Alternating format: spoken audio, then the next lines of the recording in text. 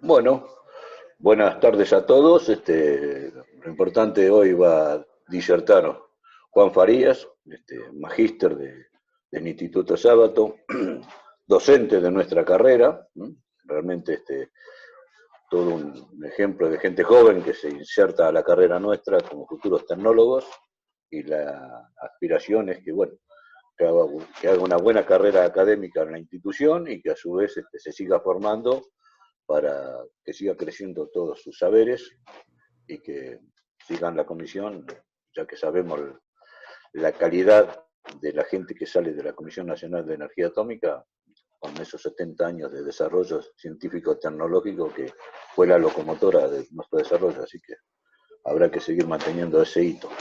Así que bueno, adelante Juan, te deseo muchísima suerte. Bueno, muchas gracias, Carlos. Bueno, buenas tardes a todos. Espero que se escuche bien.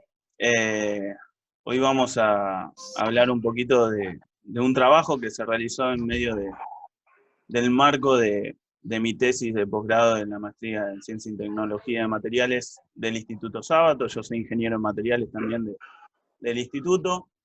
El trabajo se denomina seguimiento in situ mediante luz sincrotrón de ciclos térmicos llevados a cabo en una máquina de Kleibel, ¿sí? Que vamos a ver un poquito qué es, en un acero 9 cromo grado P91. Este trabajo fue en colaboración, obviamente, con el Laboratorio Nacional de Nanotecnología de Brasil, en Campinas, donde se realizaron los experimentos. También tuvimos colaboración con la eh, Universidad Nacional de Trujillo, así que por eso ven tantos autores en el trabajo. Bueno, vamos a comenzar. Vamos a hacer, ahí vamos, una pequeña introducción, ¿sí? ¿Cuál es el contexto mundial hoy en día?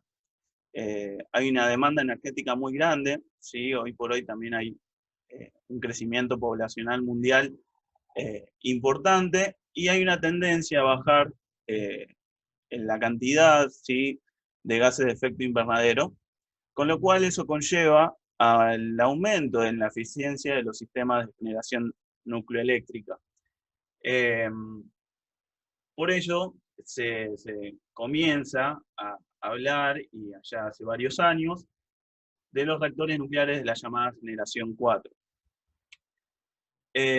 Estos aceros 9% cromo, por eso aceros 9 cromo P91, 9 cromo 1 molibdeno, ¿sí? Vamos a ver la composición química en un ratito.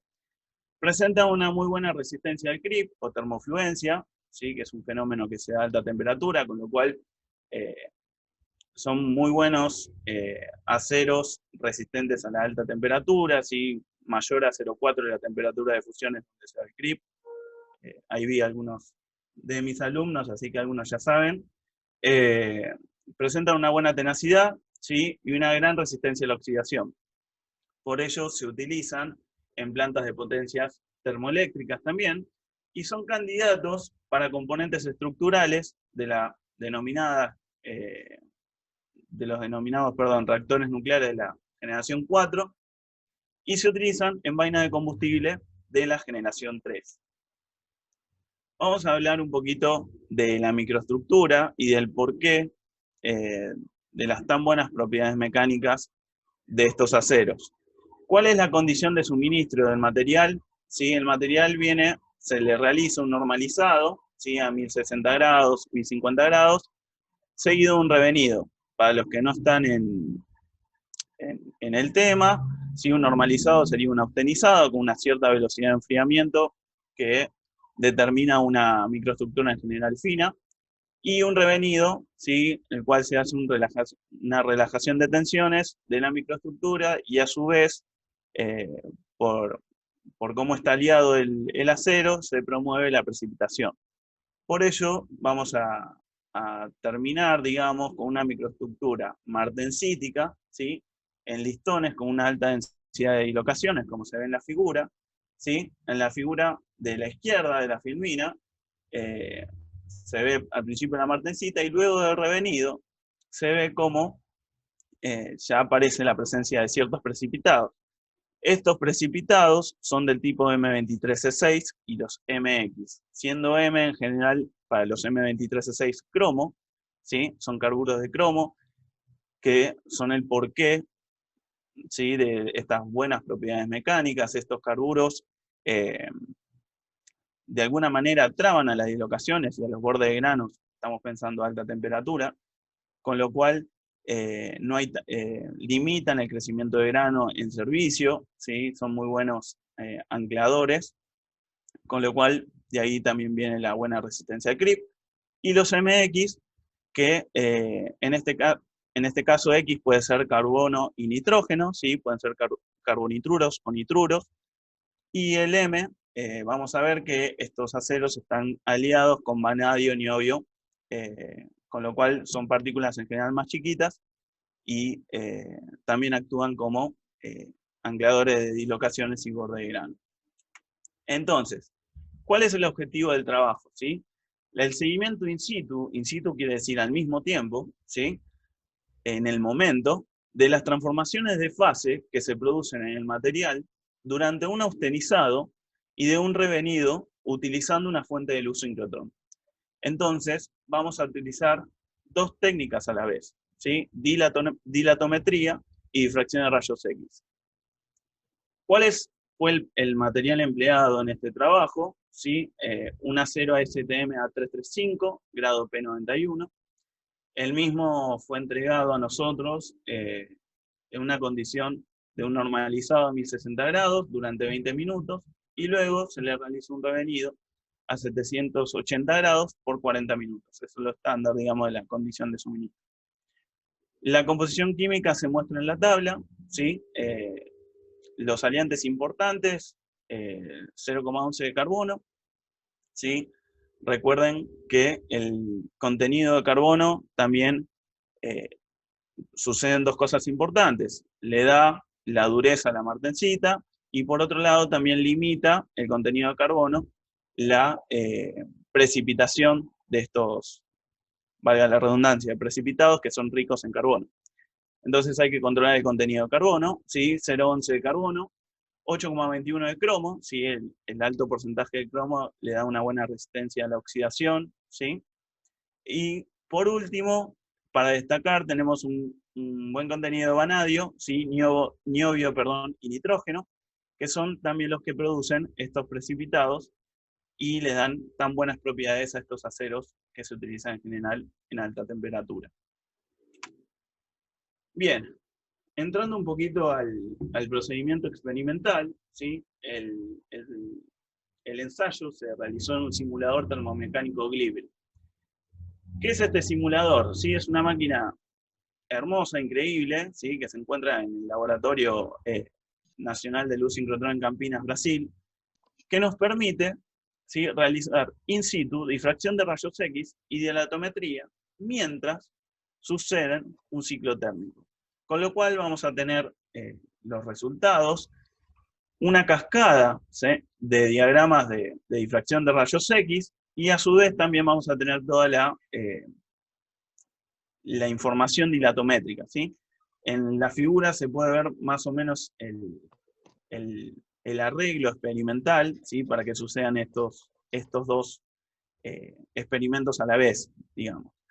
La difracción de rayos X se realizaron mediante dos detectores Maiten, ¿sí? Ambos detectores se localizan en una región de 2 θ, ¿sí? Donde esa región de 2 θ fue elegida a propósito para justamente agarrar los picos donde suceden estas transformaciones de fase que nosotros queremos seguir. Nosotros estamos hablando de martensita, ¿sí? Que en el normalizado se va a austenizar, vamos a tener austenita, y luego el enfriamiento nuevamente vamos a tener martensita. Y si se puede, y la relación pico-fondo es buena, también podríamos seguir la precipitación de ciertos precipitados, ¿sí? Dependiendo un poco de la fracción en volumen de los mismos. Por eso, en la figura, ¿sí? No sé si se ve el mouse, pero se eligen dos regiones de 2 θ, ¿sí? De un Maiten, de un detector, y el otro, y luego, con los datos crudos, que el procesamiento de datos no fue trivial, se empiezan a superponer, ¿sí? Dejando un pequeño gap en el medio. Entonces, ¿Cuáles fueron los tratamientos térmicos elegidos? En primer lugar tenemos la probeta N, ¿sí? De 4 etapas, donde cada etapa corresponde a un pedacito del ciclo térmico. La primera etapa es un calentamiento a 10 grados por segundo, luego hasta 800 grados, ¿sí? De temperatura ambiente a 800 grados, de 800 a 1050 grados hay otra rampa de calentamiento con una velocidad de 0,5 grados por segundo, y luego se mantuvo en la meseta de 1050 grados por 10 minutos. Y por último, la última etapa es la rampa de enfriamiento a 0,5 grados por segundo. ¿Por qué se eligieron estas velocidades de calentamiento? Básicamente porque estamos limitados al funcionamiento de los detectores Maiten. Nosotros tengan en cuenta que estamos realizando, ¿sí? Una dilatometría y una difracción de rayos X a medida que se va calentando la probeta, calentando o enfriando, dependiendo de la etapa de ciclo térmico. Con lo cual, cada Maiten va a sacar una foto, ¿sí? Del espectro, ¿sí? Va a ser un diagrama de difracción de rayos X que corresponde a una cierta temperatura. Ahora bien, si estos calentamientos o enfriamientos son demasiado rápidos, ¿sí? Esa foto, la inercia de la tomada de foto, va a tardar más de lo que cambie la temperatura. Con lo cual, la foto va a corresponder a un diagrama de difracción de rayos X que no se sabe bien a qué temperatura corresponde. Por eso necesitamos calentar y enfriar de manera más lenta. Y en segundo lugar tenemos la segunda probeta, ¿sí? Que es con el revenido a 780 grados, que solo vamos a analizar la parte del revenido porque el austenizado es equivalente a la probeta anterior, ¿sí? El revenido se hizo con 2 rampas de enfriamiento y calentamiento de 1 grado por segundo y se mantuvo 9 horas la meseta a 780 grados. Y el porqué de esas 9 horas, ¿sí? No es como la condición de suministro, que son 40 minutos, porque queríamos ver un poco la descomposición de unos ciertos precipitados que vamos a terminar explicando el por qué no se pudieron ver, ¿sí? Pero ese era el objetivo principal del trabajo. Entonces, una parte importante del trabajo dijimos que fue el procesamiento de datos. Si uno llega a Brasil, realiza el experimento y se lleva una enormidad de información, ¿sí? De datos crudos. Entonces, tuvimos que empezar a ordenar y discernir esa información como para obtener los resultados que nosotros queríamos, que nosotros nos interesaban. Entonces, en primer lugar, el experimento se dividió en pasos, ¿sí? Estos steps, que cada step en general corresponde a una etapa del ciclo térmico. De esos steps tenemos los datos crudos. Recuerden que tenemos 2 detectores, ¿sí? 2 detectores Maiten. En el laboratorio de Campinas nos brindaron un programa, ¿sí? Un algoritmo que se denomina SPEC para procesar los datos de la máquina Glibbil, ¿sí?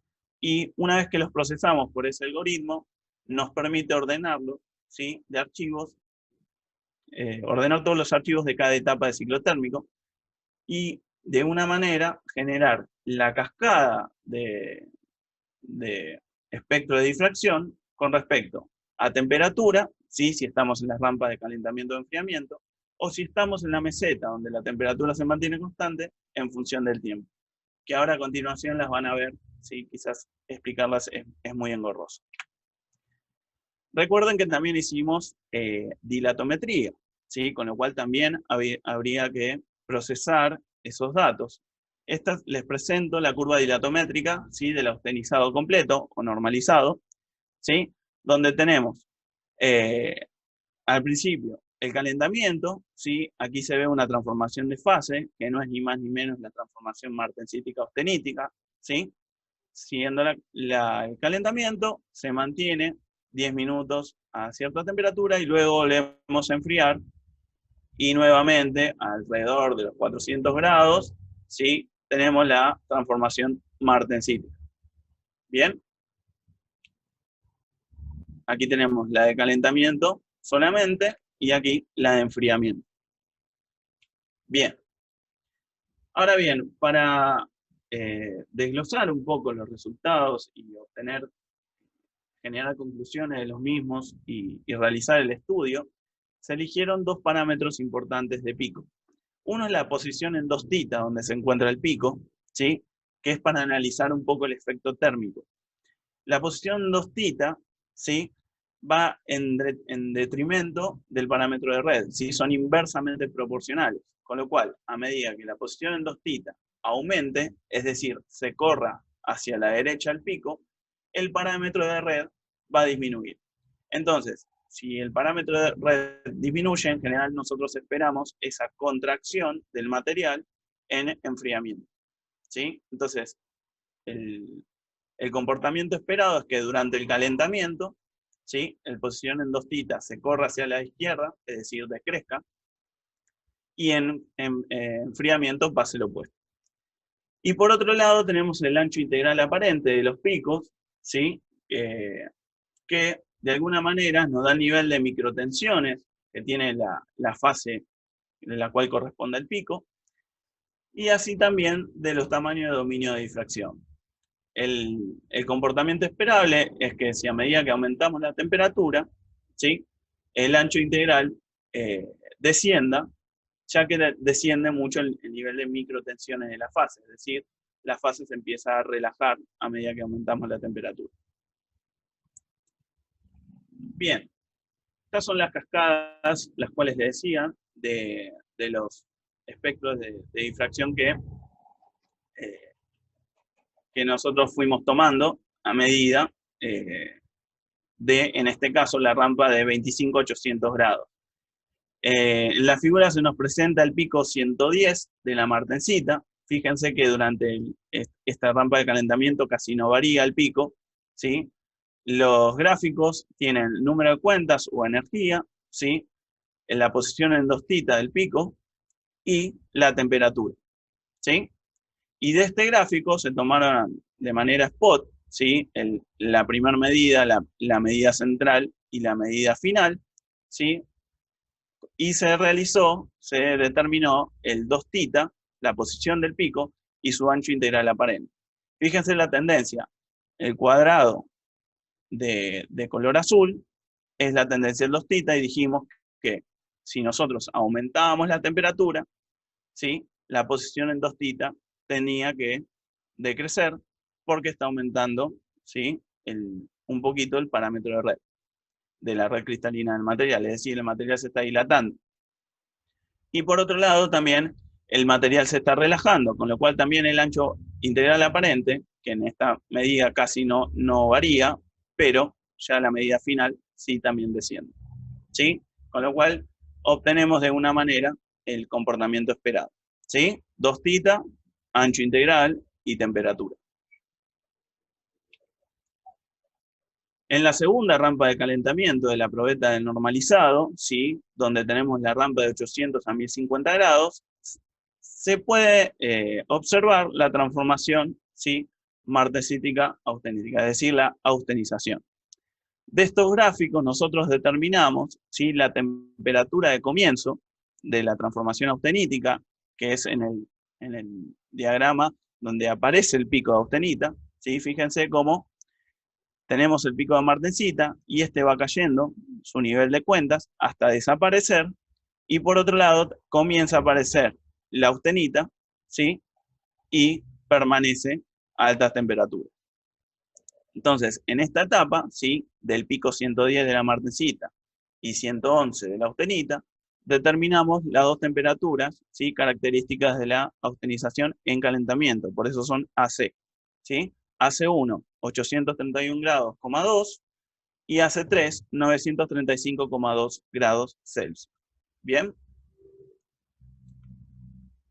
De la misma etapa, ¿sí? Se midieron, en este caso, del pico 110, 4 medidas, tanto del 2θ y el ancho integral aparente, con un comportamiento nuevamente relativo. También tiene que ver con que la desaparición del pico también afecta al ancho integral aparente, por eso también va disminuyendo. Y en el caso del pico austenítico tenemos dos comportamientos distintos. el ancho integral del panel empieza a aumentar, porque empieza a aumentar también la altura del pico, ¿sí? Y también se está formando, y es posible que durante la formación también se generen tensiones, ¿sí? La transformación austenítica estamos hablando, y el pico, la posición 2θ, ¿sí? Decrece con la temperatura, porque nuevamente el parámetro de red se está dilatando. En la meseta, ¿sí? Aquí observamos un pico secundario de la austenita, no sé si se lo puede llegar a ver. Esta línea que se ve aquí es el acople de los dos MITEM, digamos, un detector MITEM registró esta zona de 2θ, perdón, y otro MITEM registró esta zona, ¿sí? Y la meseta durante 10 minutos a 1050 grados, nuevamente se tomaron a modo spot 3 medidas del ancho integral y del 2θ, y en este caso se puede ver, fíjense los valores, ¿sí? Que casi no varían ninguno de los dos parámetros, ¿sí? Y nuevamente, en la rampa de enfriamiento se observa la transformación austenítica a ferrita, ¿sí? Ferrita por el simple hecho de que estamos enfriando a muy baja velocidad, con lo cual nuevamente determinamos las temperaturas de transformación, ¿sí? AR1 de 799,2 grados y 861,9 la AR3. Y fíjense que en este momento es cuando nos empezamos a preocupar, porque durante el análisis de datos empezamos a ver picos que no correspondían ni a la austenita ni a la ferrita, y la precipitación durante esta etapa no meritaba esa cantidad de picos, ¿sí? Fíjense que aquí sucede la transformación y este pico sobrevive, ¿sí? Y aquí nuevamente aparece un pico secundario de la ferrita. Entonces empezamos a ver ciertos picos anómalos que no los esperábamos, con lo cual realizamos un análisis microestructural de las probetas y nos encontramos con esta situación. Las probetas a alta temperatura se habían oxidado, ¿sí? Aquí en la microestructura se ve una capa de óxido considerable. Esta es la penetración efectiva máxima, que es hasta donde, ¿sí? Se toman los datos para realizar la difracción de rayos X, ¿sí? Tenemos una capa de ferrita, producto de una decarburización, también a alta temperatura, y por último, lo que nosotros estábamos midiendo, que era la martensita. Entonces, hubo una decarburización y oxidación superficial de las probetas. ¿Y qué problema nos surge con esto? Es que nosotros en difracción estamos sumando, ¿sí? Estamos midiendo, perdón, la suma de picos de toda la penetración efectiva máxima. Es decir, hay picos de óxidos que se van a superponer tanto con la austenita, ferrita y martensita, ¿sí? Con lo cual los datos obtenidos no son del todo fiables hablando cuánticamente, digamos, ¿no? Entonces, ya ahí nos generaba un problema, y ni hablar si nosotros queríamos medir, luego del revenido, la precipitación de segundas fases, ¿sí? Donde ya tenemos el rango de 2θ es otro, y hay muchos picos de óxidos ricos en cromo y en hierro que se superponen al mismo. ¿Cuál fue la razón de esta decarburación y oxidación? Fue que el vacío, ¿sí? No fue óptimo. En ese momento en la línea no estaban llegando a un vacío óptimo. La línea de Campinas te da un turno, digamos, de acá a 6 meses, te dicen, bueno, tenés 24 o 32 horas para laburar y no tenés chance de volver, ya sea que puedes esperar un año más, ¿no? Con lo cual lo tuvimos que hacer igual. Y bueno, y estas fueron, digamos, las consecuencias del experimento, que puede pasar, no está mal. Al grupo le sirvió mucho de experiencia. Así que bueno. Por otro lado, también utilizando la dilatometría, también se midieron las temperaturas de transformación, ¿sí? Aquí se puede ver cómo se midió la MS, ¿sí? Que nos da alrededor de 416 grados, y las contrastamos, ¿sí?, con la variación del ancho integral con respecto a la temperatura, ¿sí? En rojo se encuentra la medida de dilatometría, y fíjense que en el salto del ancho integral corresponde a la transformación de fase, ¿sí?, con la cual tenemos una diferencia en ciertos grados de la ms medida por dilatometría y la ms obtenida por los datos experimentales del ancho integral, ¿sí? Esto también puede ser producto de la oxidación y demás. Y estos fueron los resultados de la última etapa, ¿sí?, de la probeta de normalizado, donde se puede ver, digamos, por ejemplo, en el pico de 110 de la ferrita, como tanto la posición 2 θ y el ancho integral tienen una tendencia a disminuir con la temperatura, pero como estamos en enfriamiento, sería aumentar a medida que disminuye la temperatura. Y en este caso, ¿sí?, el pico 111, que solo sobrevive hasta los 750 grados, habíamos dicho más o menos, también tiene una tendencia de que el 2 θ comienza a ascender con la disminución de temperatura, y el ancho aparente empieza a sufrir fluctuaciones debido a que el pico de la austenita está desapareciendo, ¿sí? Entonces, entrando a la segunda probeta, ¿sí?, a la probeta donde se le realizó el revenido a 780 grados, en la primera etapa de este experimento fue la rampa de calentamiento de 25 a 780 grados. En este caso, recuerden que las velocidades de calentamiento fueron de 10 grados por segundo, ¿sí? En la figura se ve claramente el pico de ferrita, ¿sí?, con muy buena definición, el pico 110 de ferrita.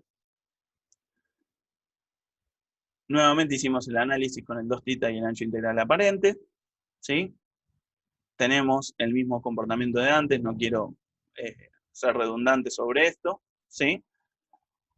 Y en la meseta, que duró 9 horas, lo que hicimos fue realizar un barrido inicial, ¿sí?, a los 10 minutos de comenzada la meseta, un barrido intermedio, que si recuerdan duraba 9 horas, con lo cual fue a las 4 horas y media, se tomó este barrido, y el barrido final, ¿sí?, de la meseta de 780 grados.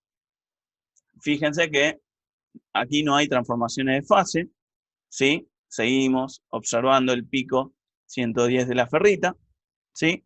Y a primera vista no se ve nada, pero si empezamos a ver con detalle, aquí hay un pico, ¿sí?, muy pequeño, que a medida que pasa el tiempo empieza a ganar altura, ¿sí? Esto es producto, también uno podría llegar a decir, bueno, se está precipitando algo, estoy captando algo, pero lamentablemente con el tema de la capa de óxido superficial uno no puede darle el peso, digamos, a este pico, porque este pico puede corresponder a un cierto precipitado de los tipos que hablamos antes, un M23C6 o un MX, pero los picos de óxido son tan comunes y son tantos que se te van a superponer igualmente. También se realizó el análisis de la posición 2 θ del pico 110 de la ferrita y su ancho integral aparente, y fíjense que varían los valores apenas, ¿sí? No hay casi no se observa grandes modificaciones del pico 110 de la ferrita durante el revenido, ¿sí?, tanto en la posición 2 θ como el ancho integral aparente. Y está bien que más o menos se mantengan constantes durante la meseta.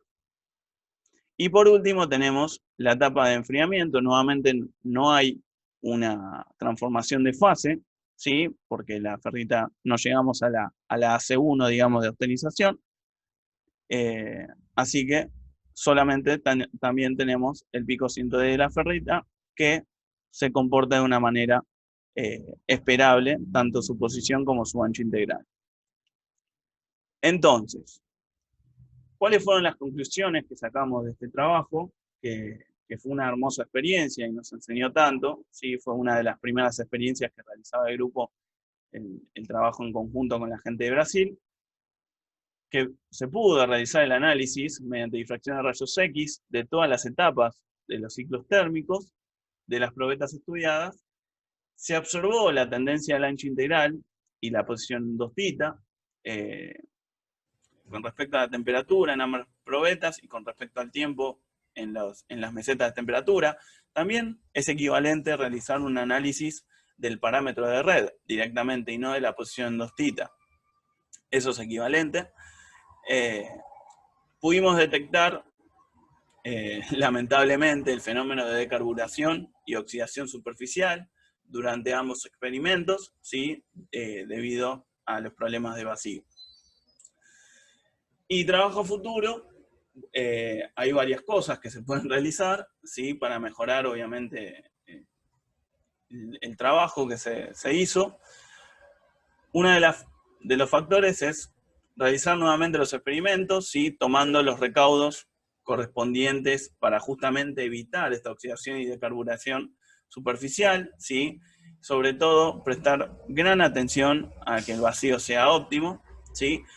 Otra posibilidad es aumentar levemente las velocidades de calentamiento, ¿sí? Para que la probeta no esté a alta temperatura tanto tiempo, ¿sí? Acortando el tiempo de alta temperatura, uno acorta, digamos, de alguna manera disminuye las probabilidades de oxidación de las mismas. Otro factor es utilizar otro luz sincrotrón de mayor flujo, ¿sí? Con la intención de mejorar la relación pico-fondo de los picos correspondientes a las segundas fases presentes, ¿sí? Durante los ciclos térmicos, que eso fue un gran punto que no lo pudimos hacer. Sí hicimos un análisis microestructural mediante TEM y SEM, que es, digamos, todo mi otra parte del trabajo de tesis, que no está en esta presentación, solo presenté difracción de rayos X, pero nos faltó la posibilidad de seguir la precipitación de las segundas fases mediante esta técnica, que es muy interesante. Realizar mediciones sobre una sustancia patrón, ¿sí? En las mismas condiciones experimentales, para poder descartar la contribución instrumental, ¿sí? Al ancho integral de los picos de difracción. Esto no lo dije, pero también cuando uno quiere cuantizar los resultados, sí hay una contribución instrumental sobre uno de los parámetros que medimos, que es el ancho integral, que habría que restársela, digamos, a los resultados obtenidos. Y por último, optimizar la lectura y ordenamiento de la gran cantidad de información y archivos obtenidos en cada experimento. Y esto cabe destacar que no es menor, ¿sí? 3 meses, 4 meses estuvimos tratando de descifrar, ordenando y asignar cada resultado a cada etapa del ciclo térmico, con lo cual también habría que pulir un poco el método ese. Así que bueno, eso fue todo. Muchas gracias por su atención. Excelente, Juan. Bueno. Muy bien, muy claro todo, pero bueno, queremos saber si hay alguna pregunta que quiera alguno formular. Juancito, una consulta. ¿Cuántas fueron las probetas con que disponían ustedes para todo este trabajo? En realidad teníamos 5 probetas. Todas se oxidaron, y de la misma manera. Ajá. Por eso elegimos estas 2, que son las más representativas, digamos, ¿no? Ajá. ¿Y en qué grado de vacío trabajaron? ¿De mecánica o de difusora? No, difusora. Vos pensás que la Glibel es una cámara que es tan grande como una habitación, bastante más grande que una habitación normal, entonces el vacío es crítico, ¿no? Así que sí, habría que haber llegado a un vacío mejor. Pero tenían problemas de vacío cuando fuimos, esa es la gran, digamos, inconveniente que tuvimos.